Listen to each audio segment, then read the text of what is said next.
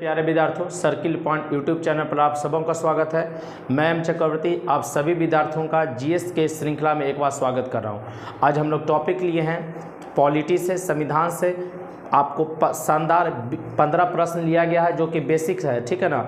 Polity का जो शुरुआती चरण होता है उसी का आपको 15 ऑब्जेक्टिव के रूप में प्रश्न लिया गया है। और जो भी विद्यार्थी क्लास ध्यान दीजिएगा जिनका छूट गया है उन लोगों के लिए तो यह काफ़ी महत्वपूर्ण होने वाला है। और वैसे बच्चे जो कि ऑनलाइन के माध्यम से यूट्यूब पर देख रहे हैं तो उनको तो लाभ पहुंचाएगा ही, और साथ साथ जिनका क्लास आपका छूट गया है ऑफलाइन बैच में, ठीक है, तो उन लोगों के लिए लाभप्रद होगा। तो चलिए हम लोग जितने भी महत्वपूर्ण प्रश्न हैं बेसिक संविधान से, पॉलिटी से, जो संविधान के संरचना से बन सकता है उसको लिया गया है, कवर करवाया गया है। एक एक बात को आप ध्यान से सुनिएगा और वीडियो को लास्ट तक देखिए। एक एक प्रश्न आपके लिए महत्वपूर्ण है और समझना भी जरूरी है, ठीक। और वीडियो पसंद आ जाए तो आप इसे लाइक करें, शेयर करें। तो बढ़ते हैं आज का पहला सवाल में।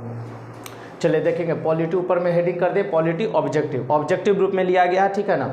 देश का सर्वोच्च कानून कौन होता है? किसी भी देश का सर्वोच्च कानून कौन होगा? संविधान। हाँ, ये भी ध्यान रखिएगा, जिस देश का अपना संविधान हो, मतलब जो देश गणतंत्र होगा उसका एक अपना संविधान जरूर होगा। गणतंत्र अगर है तो आपका देश में एक संविधान जरूर होना एकदम अनिवार्य है। तो देश का सर्वोच्च कानून कौन होता है? संविधान, ठीक है। जैसे भारत में संविधान है तो हमारे यहाँ सर्वोच्च कानून कौन है? संविधान। संविधान के नियम के अनुसार ही हमारे राष्ट्रपति हों, प्रधानमंत्री हों या राज्य में जो शासन चलता वो सब संविधान के नियम के अनुसार चलता। कोई भी काम संविधान के बाहर नहीं हो सकता है। तो देश का सर्वोच्च कानून कौन होगा? संविधान। भारतीय संविधान का जनक या पिता किसे कहा जाएगा? तो डॉक्टर भीमराव अंबेडकर को। भारतीय संविधान का जनक या पिता किसे कहा जाएगा? डॉक्टर भीमराव अंबेडकर को। अब अगला क्वेश्चन इंपॉर्टेंट है। भीमराव अंबेडकर का संविधान सभा में, ध्यान दीजिएगा, भीमराव अंबेडकर का चुनाव संविधान सभा में कहां से हुआ था? ये प्रश्न इसलिए इंपॉर्टेंट है क्योंकि एक भारत विभाजन के पहले ये कहीं और से चुने गए थे और भारत विभाजन के बाद कहीं और से। तो 389 मेंबर संविधान सभा में चुने गए थे। उनमें से पूछ रहा कि भीमराव अंबेडकर का चुनाव संविधान सभा में कहां से हुआ था? तो देखेंगे, भारत विभाजन के पहले इनका चुनाव बंगाल से हुआ था। भारत विभाजन के पहले इनका चुनाव कहां से हुआ था? बंगाल से। बंगाल के कौन सा जगह है? जयसुरकुलना, जयसुरकुलना, जो कि बांग्लादेश में अभी पड़ता है। ध्यान दीजिएगा, वो अभी वर्तमान में कहाँ है? बांग्लादेश में। वहीं से ये चुने गए थे। लेकिन भारत विभाजन के बाद ये कहां से चुने गए? मुंबई से। भारत विभाजन के बाद कहां से चुने गए? मुंबई से, याद रखेंगे। भीमराव अंबेडकर का संविधान सभा में चुनाव पूछेगा कहां से हुआ है?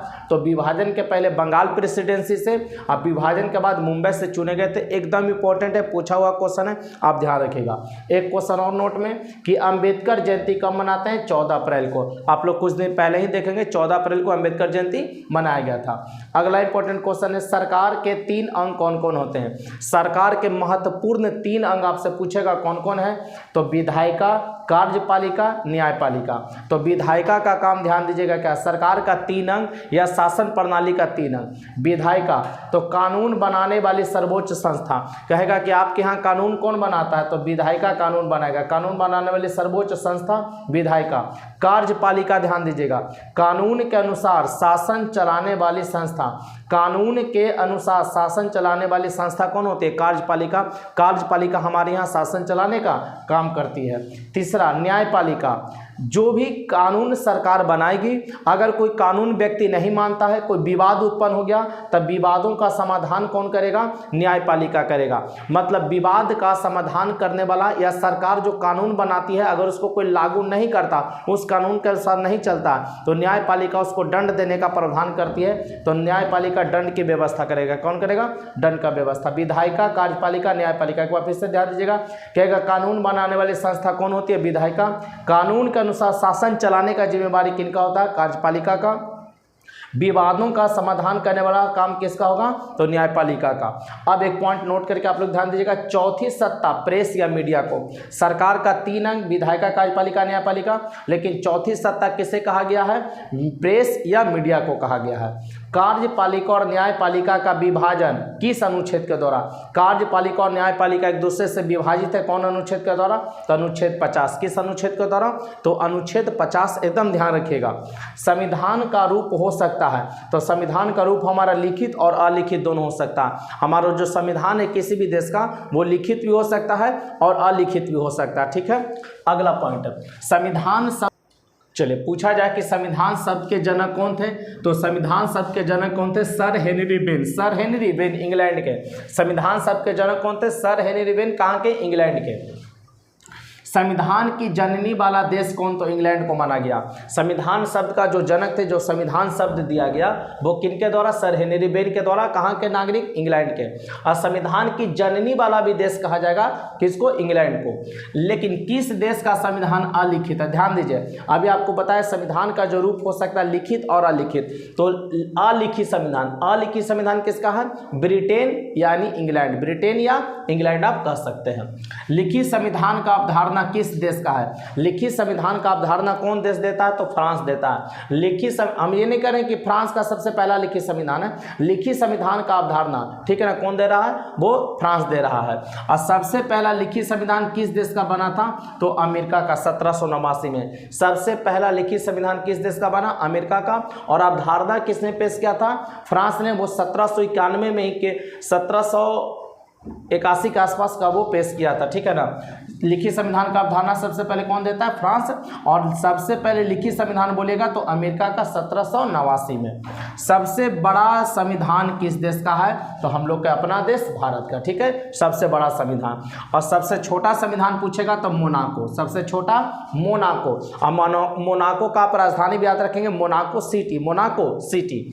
जर्मनी के संविधान को कहा जाता है, एक देश जर्मनी है जिसका संविधान को नाम दिया गया बीमर या बाइमर। बाकी तो ऐसे सब संविधान को संविधान ही कहते, कॉन्स्टिट्यूशन ही इंग्लिश में कहेंगे, लेकिन जर्मनी के एक संविधान को विशेष नाम दिया गया बीमर या बाइमर।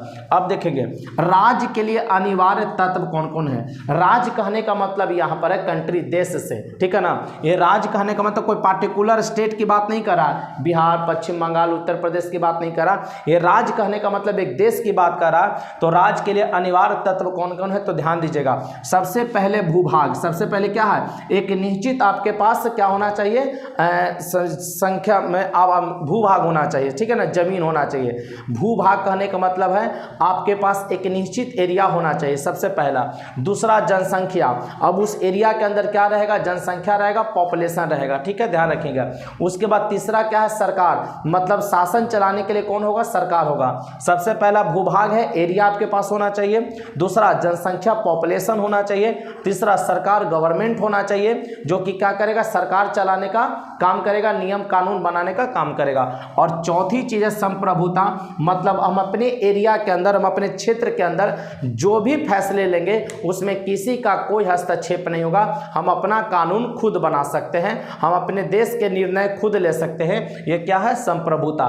तो राज्य के लिए अनिवार्य तत्व 4 याद रखेंगे, पूछा हुआ क्वेश्चन है। सबसे पहले भूभाग होना चाहिए, दूसरा जनसंख्या होना चाहिए, तीसरा सरकार, और चौथा संप्रभुता होना चाहिए। तो बच्चों 15 प्रश्न बेसिक जो आपका ऑब्जेक्टिव पॉलिटी से निकल सकता था सभी के लिए दे दिया गया है। जो बच्चों का क्लास अगर छूट गया ऑफलाइन में, आप उसको यहाँ से कवर कर लीजिए। और ऐसे भी आप जो भी बच्चे पहली बार यूट्यूब पर जुड़ रहे होंगे वो उनके लिए भी ये महत्वपूर्ण साबित होगा। तो मिलते हैं हम लोग कल के क्लास में, तब तक के लिए जय हिंद, जय भारत, बेस्ट ऑफ लक।